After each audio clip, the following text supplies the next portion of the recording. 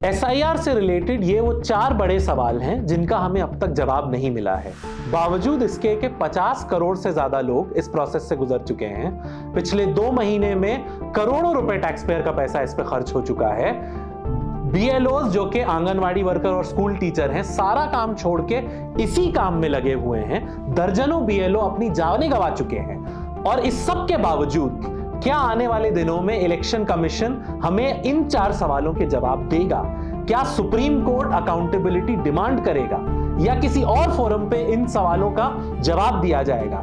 या फिर हिंदुस्तान के, दुनिया के सबसे बड़े डेमोक्रेसी के इलेक्टोरल प्रोसेस में इतना बड़ा और इतना फंडामेंटल चेंज बिना अकाउंटेबिलिटी और बिना जवाबदेही के पास हो जाएगा?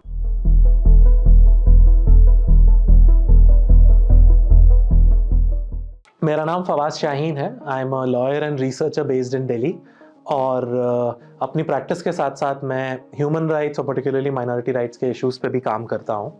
एक ह्यूमन राइट्स ऑर्गेनाइजेशन है association for protection of civil rights, APCR। मैं उसके नेशनल एग्जीक्यूटिव में भी हूँ। और जब से ये SIR का प्रोसेस शुरू हुआ है पिछले 2 महीने से, APCR ने एक हेल्पलाइन शुरू की थी इस SIR प्रोसेस में लोगों की मदद करने के लिए। और उसी दौरान कई सारे स्टेट्स में और कई सारे डिस्ट्रिक्ट्स में मेरा जाना हुआ लोगों को ट्रेन करने के लिए। SIR का फॉर्म कैसे भरना है, अपने मोहल्ले में किस तरह से इंश्योर करना है कि लोग SIR के प्रोसेस में इंक्लूड हो सकें। और उस दौरान फिर कई सारे लोगों से ग्राउंड पे जो हमने मसले देखे, जो सवाल देखे, जो इस पूरे प्रोसेस में इश्यूज देखे, उसी के बुनियाद पे आज हम SIR से रिलेटेड कुछ मेजर सवालों पे बात करना चाहते हैं। अगर आप सोशल मीडिया पे एक्टिव हैं तो आपने देखा होगा पिछले 2 महीने से ऐसे कई सारे पोस्ट और वीडियो आ रहे हैं जिसमें लोग ये बताने की कोशिश कर रहे हैं कि SIR का फॉर्म कैसे भरना चाहिए, इसका डेडलाइन क्या है, इसकी प्रक्रिया कैसे होगी, कौन से सरकारी अधिकारी इसमें एक्टिव हैं, वगैरह वगैरह। पते की बात यह है कि ऐसे ज्यादातर वीडियो, ऐसे ज्यादातर पोस्ट अधिकारित सोर्सेज या इलेक्शन कमीशन की तरफ से नहीं, बल्कि कंसर्न सिटीजंस, जानकार लोगों की तरफ से आ रहे हैं। ये इस बात को दर्शाता है, इस बात को दिखाता है कि कैसे ये SIR का प्रोसेस, जिससे 50 से 55 करोड़ लोग गुजर चुके हैं पूरे हिंदुस्तान में, उसमें कितना ज्यादा कंफ्यूजन और कितने सारे सवाल हैं जिसके जवाब हमको अभी तक नहीं मिले। अगर आप उन 12 राज्यों में हैं जिनमें ये SIR हुआ है तो आपको यह भी पता होगा कि ये 3 पार्ट का फॉर्म भरने से पहले बड़े से बड़े वकील और बड़े से बड़े जानकार लोग भी कई बार अपनी इंफॉर्मेशन को क्रॉस चेक कर रहे थे। ये डिबेट कर रहे थे कि कौन सी इंफॉर्मेशन किस कॉलम में जाएगी, आपके लिंकेज की इंफॉर्मेशन कहां जाएगी, आपको एपिक नंबर डालना है या नहीं, आधार नंबर डालना है या नहीं। इस तरह के कई सारे सवाल थे जिसमें के पिछले 2 महीने से 50 करोड़ से ज्यादा हिंदुस्तानियों को इंगेज रहना पड़ा। अब यह प्रक्रिया का पहला फेज खत्म हो गया है और हम उस स्टेज पे हैं जहां पे इस SIR प्रोसेस की ड्राफ्ट लिस्ट को रिलीज किया जा रहा है। इस वक्त बहस ये हो रही है कि इस ड्राफ्ट लिस्ट में टोटल कितने लोग एक्सक्लूड हुए, उसमें कितने लोग जेन्युइनली एक्सक्लूडेड थे, कितने लोगों को गलती से या किसी बेईमानी की वजह से हटाया गया, और आने वाले दिनों में नोटिस के जरिए से और दूसरे प्रोसेस से कैसे और कब कब लोगों को हटाया जा सकता है। आज हम इस आंकड़ों की और नंबर की बात नहीं करेंगे। आज हम उससे ज्यादा बुनियादी सवाल पे बात करेंगे, वो चंद सवाल जो शुरू दिन से, जब से बिहार में ये SIR का प्रोसेस अनाउंस हुआ और जो ये 12 राज्यों में ये प्रोसेस कंटिन्यू हुआ, वो कौन से बड़े सवाल हैं जिनके जवाब अब तक इलेक्शन कमीशन से नहीं मिले हैं और जिनकी वजह से अब तक कंफ्यूजन और सवाल इस प्रोसेस के अराउंड बना हुआ है। सबसे पहला सवाल, ये पूरा SIR का प्रोसेस क्या ये अपने आप में लीगल है, क्या इसका कॉन्स्टिट्यूशनल बेसिस है? खास करके ये कि हिंदुस्तान की तारीख में पहली बार ऐसा हुआ है कि 1947 से चली आ रही इलेक्शन कमीशन की जो वोटर रजिस्ट्रेशन की पॉलिसी थी, जहां कॉन्स्टिट्यूशन का जो आर्टिकल 326 का और 324 का मैंडेट है यूनिवर्सल एडल्ट फ्रेंचाइज का, इलेक्शन कमीशन उस मैंडेट को पूरा करने के लिए अपने ऊपर यह जिम्मेदारी लेता था कि हम गली गली में जाकर के हर एक एलिजिबल वोटर को, हर एक एडल्ट इंडियन को वोटर बनाएंगे, उसे उसके वोट को रजिस्टर कराएंगे। यह पॉलिसी जिसने पिछले 75 सालों में हिंदुस्तान को दुनिया की सबसे बड़ी जमहूरियत बनाया, इस SIR के नोटिफिकेशन ने अपने एक झटके में इस पॉलिसी को 180 डिग्री रिवर्स कर दिया। इसका ये हम इसलिए कह रहे हैं क्योंकि पहली बार इस मुल्क में ऐसा हुआ कि हमने एक डेडलाइन दे दी और कहा कि इस डेडलाइन तक अगर आप एक वोटर होते हुए, एक रजिस्टर्ड वोटर होते हुए भी अगर आप इस इनुमरेशन फॉर्म को भरकर नहीं लौटाएंगे, अपने बीएलओ को पास उसको नहीं रजिस्टर कराएंगे, तो आप चाहे इससे पहले 10 इलेक्शन में वोट डाल चुके हो, आपका नाम ड्राफ्ट लिस्ट से काट दिया जाएगा। पहली बार ऐसा हुआ कि इलेक्शन कमीशन ने वोटर बनने का जो बर्डन है वो वोटर के ऊपर डाल दिया और अपने ऊपर से उसको हटा दिया। ये एक मेजर रिवर्सल था इलेक्शन कमीशन के वोटर रजिस्ट्रेशन पॉलिसी में, और ये रिवर्सल बिना किसी कंसल्टेशन के, बिना किसी डिस्कशन के, बिना किसी व्हाइट पेपर के, बिना किसी मेजर कानूनी प्रक्रिया के हुआ। तो सबसे पहला और सबसे अहम जो अनआंसर्ड क्वेश्चन है वो यही है कि क्या ये रिवर्सल हमारे वोटर रजिस्ट्रेशन पॉलिसी का लीगली स्टैंड करता है? क्या कॉन्स्टिट्यूशन के और रिप्रेजेंटेशन ऑफ पीपल एक्ट का जो मैंडेट है उसको वायलेट करके इलेक्शन कमीशन ने इसको बनाया? और ये सवाल सुप्रीम कोर्ट में इस वक्त डिबेट किया जा रहा है, और बावजूद इसके कि इस सवाल का जवाब नहीं मिला है, 50 करोड़ से ज्यादा लोगों को इस प्रोसेस से ऑलरेडी गुजारा जा चुका है। एक पूरे स्टेट में इलेक्शन इस प्रोसेस के थ्रू ऑलरेडी किया जा चुका है। दूसरा बड़ा सवाल यह कि 2003 इतना इंपॉर्टेंट क्यों है? अगर आप इलेक्शन कमीशन की नोटिफिकेशन को देखिए तो यह साफ हो जाता है कि इस एसआईआर प्रोसेस में एलिजिबल वोटर होने के लिए इलेक्शन कमीशन ने एक नए लॉजिक को इन्वेंट किया।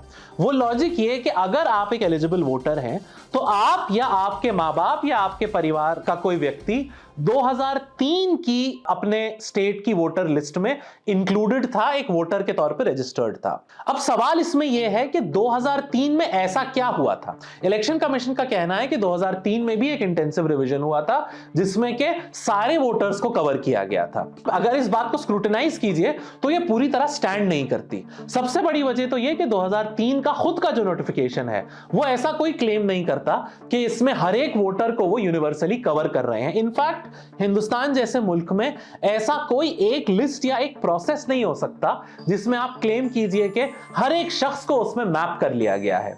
इनफैक्ट खुद इलेक्शन कमीशन के जो प्रोसेस है वोटर्स को एनरोल करने का, उसमें कई बार इस बात को एडमिट किया गया है कि वोटर लिस्ट की हाइजीन को बेहतर करने के लिए, उसके कवरेज को बेहतर करने के लिए वक्तन फवक्तन वो नई स्कीम्स और नए पॉलिसीज को लेके आता रहता है। 2003 के बाद भी ऐसे कई मोमेंट्स आए हैं, और ये जो हमारा तजुर्बा रहा इस पिछले 2 महीने में, उसमें भी ये क्लियर हो गया कि ऐसे बहुत सारे लोग हैं जो 99 में वोटर थे, 2001 में वोटर थे, 2005 में वोटर थे, लेकिन किसी वजह से 2003 की लिस्ट में उनका नाम रह गया था। एक हिंदुस्तान जैसे मुल्क में जब इतनी बड़ी आबादी है और जहां पे डॉक्यूमेंटेशन को लेकर के लोगों का उतना ध्यान नहीं है, वहां पे ये बिल्कुल पॉसिबल है। तो इसलिए ऐसा क्या है कि 2003 की लिस्ट ही सबसे इंपॉर्टेंट लिस्ट है, और कोई शख्स जो 10 इलेक्शन में वोट डाल चुका हो लेकिन 2003 में उसका नाम छूट गया हो, उसको एलिजिबल वोटर नहीं माना जाएगा। तो 2003 क्यों इंपॉर्टेंट है उसको लेकर के भी इलेक्शन कमीशन ने कोई पुख्ता जवाब नहीं दिया है। साथ में उसी में जो रिलेटेड सवाल है वो ये है कि इलेक्शन कमीशन ने यह कहा था कि आप नोटिफिकेशन के हिसाब से यह कहा था कि 2003 में आपका कोई रिलेटिव, फॉर्म में सिर्फ इतना लिखा था कि आपका कोई रिलेटिव उसमें लिस्ट में मौजूद होना चाहिए।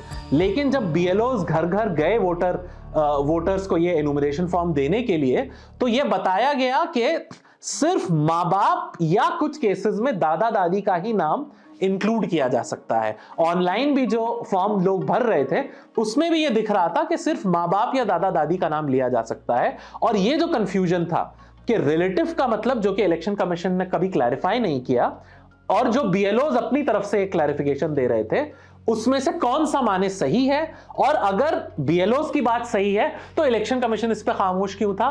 और अगर इलेक्शन कमीशन के खामोशी को देखा जाए और कोई भी रिलेटिव हो सकता है, तो क्या बीएलओज ने जिन लोगों को एक्सक्लूड कर दिया उनके माँ बाप का नाम ना होने की वजह से, क्या उनको बाद में बेनिफिट ऑफ डाउट देकर के लिस्ट में इंक्लूड किया जाएगा? ये कुछ ऐसे सवाल हैं जो बार बार पूछे जाने के बावजूद उनका जवाब नहीं मिला। इसी तरह से इसी 2003 से लिंक्ड कई सारे मसाइल भी थे जो इस एसआईआर प्रोसेस में देखे गए। मसलन उत्तर प्रदेश में अलीगढ़ शहर की 2003 की लिस्ट पहले 3 हफ्ते तक रिलीज ही नहीं की गई। उस टाइम पीरियड में बहुत सारे लोगों के बीएलओज ने फॉर्म बिना 2003 की इंफॉर्मेशन के भरवा के कलेक्ट भी कर लिए। अब जो लिस्ट बाद में जो 2003 की लिस्ट ढूंढ के रिलीज की गई और जो लोग पहले ही फॉर्म भर चुके थे, किस तरह से इलेक्शन कमीशन इस डिस्पैरिटी को एड्रेस करेगा। ये सिर्फ अलीगढ़ का ही नहीं बल्कि बहुत सी जगहों पे इस तरह की रिपोर्ट्स आई कि 2003 का एक्यूरेट का डेटा पूरी तरह से अवेलेबल नहीं है। बहुत से वोटर्स ऐसे थे जो अपने होम स्टेट के बजाय दूसरे स्टेट में रह रहे थे और आज वो पहले कहीं और वोटर थे, आज वो कहीं और वोटर हैं। कई लोगों को इंटर स्टेट लिंकेजेस में दिक्कत आई।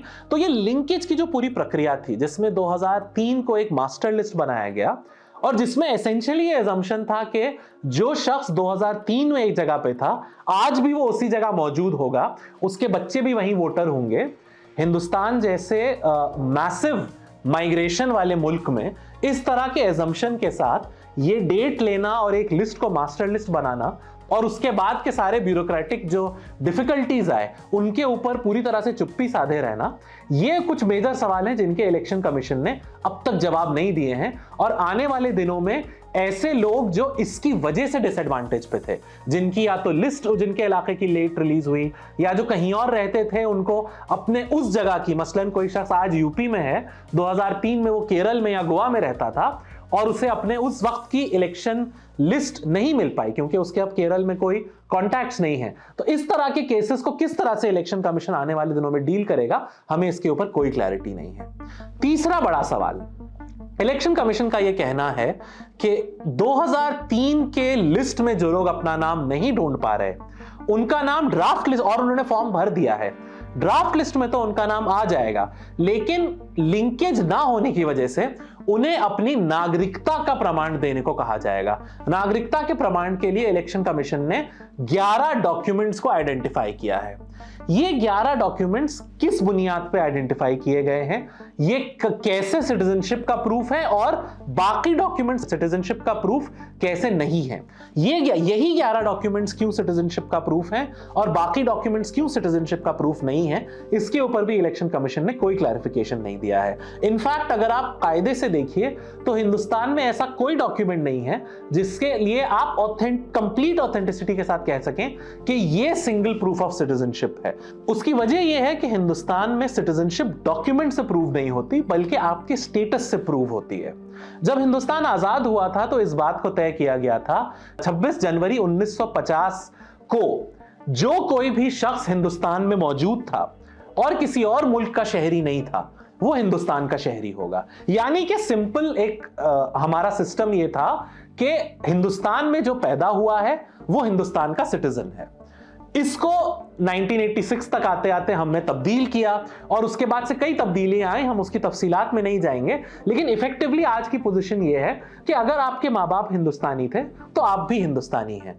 तो एसेंशियली सिटीजनशिप के लिए फिर कोई एक डॉक्यूमेंट का प्रूफ नहीं होता है, सिटीजनशिप आपके स्टेटस से आती है। और सबसे बड़ी बात यह कि हमारे कानून में भी और इंटरनेशनल लॉ के मैंडेट में भी सिटीजनशिप हमेशा अज्यूम की जाती है। आप जिस जगह रह रहे हैं, जिस जगह आपके आबा व अजदाद रहे, ये अज्यूम किया जाता है कि आप वहां के सिटीजन हैं। और अगर किसी को ये बताना है कि आप वहां के सिटीजन नहीं हैं तो उन्हें इसका प्रूफ खुद से लाके देना होगा, उन्हें इस बात को दिखाना पड़ेगा प्रमाण कि क्यों उन्हें लगता है कि आप सिटीजन नहीं हैं। इसलिए जब आप इस पूरे सिटीजनशिप के कानून को देखिए, उसके स्कीम को देखिए, तो यह बात बिल्कुल भी लॉजिकल नहीं लगती कि आर्बिट्ररीली एक सेट ऑफ डॉक्यूमेंट्स को आइडेंटिफाई किया जाए कि इनसे नागरिकता का प्रमाण मिलेगा और किसी और डॉक्यूमेंट से नहीं मिलेगा। ये 11 डॉक्यूमेंट्स कैसे सेलेक्ट किए गए और क्यों यही प्रूफ हैं और बाकी प्रूफ नहीं है, यह भी एक सवाल है जिसका इलेक्शन कमीशन ने जवाब नहीं दिया। आखिर में सबसे इंपॉर्टेंट और शायद सबसे खतरनाक सवाल, वो सवाल जिसकी वजह से बहुत से लोग इस एसआईआर के प्रोसेस को बैकडोर एनआरसी भी कह रहे हैं। Sir, when Supreme Court is seized on the petition of CAA, government issues a foreign exemption order. Why? Because they realize that in this 3.66 lakh there can be people more than the non-Muslim also to protect them. You have done it, and then after 5 years CAA, you will give them citizenship. That is why I say that this whole exercise, sir, I'm concluding, sir. This is why I say this whole exercise is a backdoor NRC. The exercise is not principally about cleaning or purification of electoral rolls. That it is an exercise of citizenship determination from the back door. SIR के notification में बिहार में भी और बाद में जो amended notification आया उसमें भी गाइडलाइन में एक प्रोविजन ये था कि जिन लोगों के बारे में ये शक होगा कि वो भारत के नागरिक नहीं हैं, और ये शक कैसे होगा, किसी फील्ड इनपुट की वजह से, किसी टिप ऑफ की वजह से, किसी इन्वेस्टिगेशन की वजह से या किसी भी और जरिए से अगर ये शक पैदा होता है कि कोई इंसान भारत का शहरी नहीं है, भारत का नागरिक नहीं है, तो जो रिटर्निंग ऑफिसर है यानी कि एसडीएम लेवल का जो ऑफिसर है वो सिटीजनशिप एक्ट में उन प्रोसेसिंग के लिए उनके नाम को फॉरवर्ड करेगा। ये एक लाइन है जो एसआईआर के गाइडलाइंस में लिख दी गई, और इसका क्या मतलब है, इसका क्या कॉन्सिक्वेंस होगा, इसके ऊपर इलेक्शन ने अब तक कोई इलैबोरेशन नहीं दिया है। इस गाइडलाइन का मतलब क्या है उसको समझने की कोशिश करते हैं। सबसे पहले तो इलेक्शन कमीशन ने यह कहा कि जो लोग 2003 से अपना नाम नहीं लिंक कर पाएंगे उनको अपनी नागरिकता प्रूव करने के लिए बुलाया जाएगा। उसके अलावा यह एक प्रोविजन है कि जिनकी नागरिकता पे शक होगा उनका नाम सिटीजनशिप एक्ट में प्रोसेसिंग के लिए फॉरवर्ड किया जाएगा। सबसे पहला सवाल तो यही बनता है कि नागरिकता पे शक किस बुनियाद पे पैदा होगा, वो फील्ड इन्वेस्टिगेशन या वो अदर सोर्स से इंफॉर्मेशन का क्या मतलब है। क्या लोगों को यह हक दिया जाएगा कि वो किसी के बारे में भी एक चिट्ठी लिखकर ईआरओ से कहें कि इसकी नागरिकता को चेक किया जाए, और ऐसे किन लोगों की नागरिकता के ऊपर इस तरह से सवाल उठाया जा सकता है। क्या हर वो शख्स जो अपना 2003 से लिंकेज दिखा चुका है वो इससे महफूज है? नोटिफिकेशन ऐसी कोई बात नहीं कहता। यानी थ्योरेटिकली ये पॉसिबल है कि आपने 2003 से अपना लिंक भी दिखाया हो, या आपने लिंक ना दिखाया हो लेकिन आपने अपने डॉक्यूमेंट्स दिखा दिए हो, उसके बाद भी किसी इनपुट की या किसी टिप ऑफ की वजह से आपके नाम को सिटीजनशिप एक्ट में प्रोसेसिंग के लिए फॉरवर्ड कर दिया जाए। दूसरा उसमें कनेक्टेड सवाल ये कि सिटीजनशिप एक्ट में प्रोसेसिंग का क्या मतलब है। अगर सिटीजनशिप एक्ट पे आप एक बार नजर डालिए तो उसमें ऐसा कोई प्रोविजन भी नहीं है, कोई भी प्रोविजन नहीं है जो ये बताता हो कि कोई अगर इलीगल सिटीजन है या कोई रॉन्गफुली अपने आप को सिटीजनशिप क्लेम कर रहा है तो उसके ऊपर किस तरह से या किसके जरिए से कार्रवाई की जाएगी। सिटीजनशिप डिटरमिन करने का सिटीजनशिप एक्ट में कोई प्रोविजन एक्चुअली है ही नहीं, सिवाय एक के। वो एक प्रोविजन क्या है? वो है सेक्शन 14A, जिसमें के नेशनल रजिस्टर ऑफ सिटीजन्स की बात की गई है। ये एनआरसी का प्रोविजन 2003 में अमेंडमेंट के जरिए से लाया गया था, और ये कहता है कि एक रजिस्ट्रार जनरल ऑफ सिटीजनशिप की पोजीशन क्रिएट की जाएगी जिसकी जिम्मेदारी होगी कि वो हिंदुस्तान में नेशनल रजिस्टर ऑफ सिटीजन्स तैयार करे। ये रजिस्टर कैसे तैयार किया जाएगा उसकी प्रक्रिया सिटीजनशिप एक्ट में नहीं दी है। हाँ, जो सिटीजनशिप एक्ट से रिलेटेड रूल्स उस वक्त आए थे उसमें यह बताया गया था कि हाउस टू हाउस इन्यूमरेशन के जरिए से एक नेशनल पॉपुलेशन रजिस्टर क्रिएट किया जाएगा। उस पॉपुलेशन रजिस्टर में से जो ईआरओ है या जो बेसिकली एसडीएम लेवल का ऑफिसर है वो अपने इलाके के सिटीजन्स की एक लिस्ट तैयार करेंगे, और जिन लोगों का नाम उस लिस्ट में से एक्सक्लूड किया जाएगा उनको अपनी सिटीजनशिप का प्रूफ देना होगा, और जिन लोगों का नाम इंक्लूड किया जाएगा उनके नाम को चैलेंज करने के लिए भी एक पीरियड दिया जाएगा। अगर आप इस प्रक्रिया को देखें जो सिटीजनशिप रूल्स में एनआरसी के लिए दी गई थी और इस एसआईआर की प्रक्रिया को देखें तो दोनों में बहुत क्लियर पैरेलल्स और सिमिलैरिटीज दिखती हैं। दोनों प्रोसेस एकदम सिमिलर नहीं है। एसआईआर का प्रोसेस इलेक्शन कमीशन के जरिए से हो रहा है, जबकि एनआरसी का process registrar general of citizen, जो कि basically registrar general of census के अंडर आता है, उसके जरिए हुआ जाना था। लेकिन जो संकेत इस गाइडलाइन में दिया है कि जिन लोगों के ऊपर शक होगा उनका नाम सिटीजनशिप एक्ट के अंदर फॉरवर्ड किया जाएगा, उससे तो यही लगता है कि इस एसआईआर के प्रोसेस को उस एनआरसी से के प्रोसेस से लिंक करने का इरादा है। और अगर यह इशारा एनआरसी की तरफ नहीं है तो उसके अलावा एक ही प्रक्रिया है जो कि सिटीजनशिप को डिटरमिन करने के लिए यूज की जाती है, और यह प्रक्रिया सिटीजनशिप एक्ट की नहीं बल्कि फॉरेनर्स एक्ट की है। वही फॉरेनर्स एक्ट जो किसी जमाने में ब्रिटिश हुकूमत वर्ल्ड वॉर 2 के वक्त में जापानीज और जर्मन सिटीजन्स को के साथ डील करने के लिए लाई थी, और जिसको पिछले कई सालों से आसाम में इस्तेमाल किया जा रहा है डी वोटर्स को क्रिएट करने के लिए। डी वोटर यानी कि डाउटफुल वोटर, वो वोटर जिनके बारे में आसाम की पुलिस को या वहां की बॉर्डर पुलिस को ये टिप ऑफ को दिया जाता है कि ये भारत के नागरिक नहीं हैं, बांग्लादेश से आए हैं। और multiple reports, multiple legal scholars, multiple international agencies ने ये पॉइंट आउट किया है कि किस तरह से ये डी वोटर और फॉरेनर्स ट्रिब्यूनल का प्रोसेस पूरी तरह से आर्बिट्ररी है। इसमें लीगल और ड्यू प्रोसेस के कोई प्रोटेक्शंस नहीं है, और ये इफेक्टिवली एक मैजिस्टीरियल इंक्वायरी की तरह प्ले आउट होता है, जहां किसी भी शख्स को रैंडमली डी वोटर का नोटिस दिया जाता है, उसे आकर के अपनी सिटीजनशिप का प्रूफ देना पड़ता है, और जहां पे के नॉन जुडिशियल ऑफिसर्स बैठ करके डिसाइड करते हैं कि ये कोई शख्स सिटीजन है या नहीं है। ये आर्बिट्ररी प्रोसेस जिसको आसाम में अनकॉन्स्टिट्यूशनल और बेसिकली अमानवीय होने के लिए और इंटरनेशनल लॉ का वायलेशन होने के लिए बार बार क्रिटिसाइज किया गया है, क्या वही प्रोसेस है जो एसआईआर के बाद पूरे मुल्क में इंप्लीमेंट किया जाएगा? अगेन, जो नोटिफिकेशन है वो इससे पूरी तरह खाली है। उसमें फॉरेनर्स ट्रिब्यूनल या फॉरेनर्स एक्ट का कोई मेंशन नहीं है।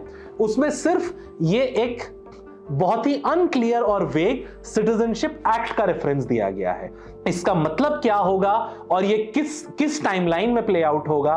क्या ये फाइनल इलेक्टोरल रोल बन जाने के बाद फिर सब्सिक्वेंटली होगा? क्या ये इसी दौरान नोटिस इशू किए जाएंगे? इसके ऊपर कोई ठोस जवाब इलेक्शन कमीशन ने अब तक नहीं दिया है। एसआईआर से रिलेटेड ये वो 4 बड़े सवाल हैं जिनका हमें अब तक जवाब नहीं मिला है। बावजूद इसके कि 50 करोड़ से ज्यादा लोग इस प्रोसेस से गुजर चुके हैं। पिछले 2 महीने में करोड़ों रुपए टैक्स पेयर का पैसा इस पे खर्च हो चुका है। बीएलओज जो कि आंगनवाड़ी वर्कर और स्कूल टीचर हैं, सारा काम छोड़ के इसी काम में लगे हुए हैं। दर्जनों बीएलओ अपनी जानें गंवा चुके हैं। और इस सब के बावजूद क्या आने वाले दिनों में इलेक्शन कमीशन हमें इन 4 सवालों के जवाब देगा? क्या सुप्रीम कोर्ट अकाउंटेबिलिटी डिमांड करेगा, या किसी और फोरम पे इन सवालों का जवाब दिया जाएगा, या फिर हिंदुस्तान के, दुनिया के सबसे बड़े डेमोक्रेसी के इलेक्टोरल प्रोसेस में इतना बड़ा और इतना फंडामेंटल चेंज बिना अकाउंटेबिलिटी और बिना जवाबदेही के पास हो जाएगा?